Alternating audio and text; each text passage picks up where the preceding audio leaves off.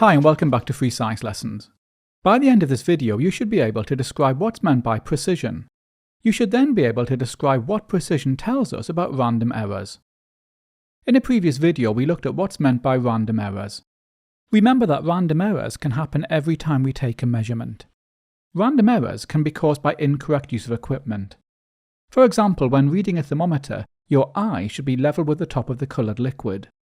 If we read a thermometer looking downwards or upwards, then we introduce random error. Random errors can also be introduced when we use a timer to measure how long something takes to happen. In this case, students are timing how long it takes for a toy car to move down a ramp.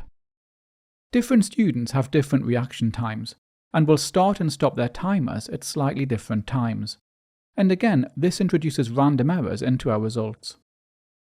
Imagine that 5 students measure the temperature of the same solution using the same thermometer. I'm showing you their results here.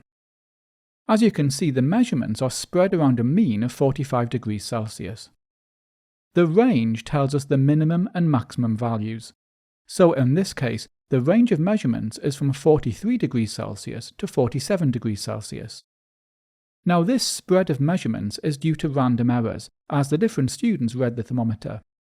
Okay, I've now given this same thermometer to a different group of students, and here are their measurements of the temperature of the solution. Their measurements are also spread around the mean of 45 degrees Celsius. The range of Group B's measurements is from 44 degrees Celsius to 46 degrees Celsius. So as you can see, Group B's measurements are more tightly clustered around the mean than Group A's measurements. Now the precision of a set of measurements tells us how tightly they're clustered around a mean value. Measurements are more precise if they tightly cluster around the mean. Measurements that are more precise will have a smaller range than measurements that are less precise. Looking at our results, we can see that Group B's measurements are more tightly clustered around the mean than Group A's. So this means that Group B's measurements are more precise than Group A's.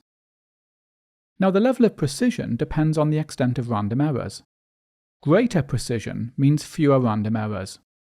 So this means that when the students in Group B read the thermometer, they made fewer random errors than students in Group A. Now I just want to make one final point about precision. The precision of measurements only tells us about random errors. Precision does not tell us whether a measurement is accurate, in other words close to the actual or true value.